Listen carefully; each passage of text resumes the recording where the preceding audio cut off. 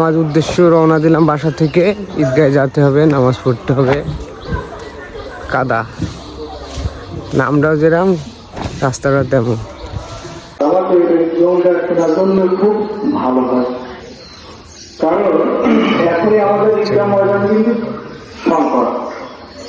কারণ এই জমিটা যদি আমাদের অন্য কারোর হাতে চলে যায় কিন্তু আমরা জমি পাবো, কিন্তু এই জমি আর পাবো না।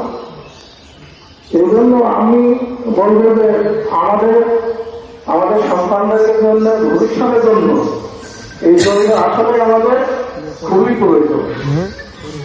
আপনারা মনে হয় সবাই এই সহযোগিতায় হাত বাড়ালে আমাদের কাজটা করতে খুব, এই মসজিদ কমিটির জন্য খুব সুবিধা হয়। এই বলে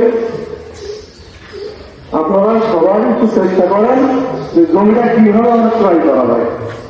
আর এই মসজিদের চাঁদা হিসেবে যে হুজুরি বেতন আর উন্নয়ন, তার জন্য আমরা প্রতি সিজনে আমরা বাড়িতে কিছু ধার করব। আর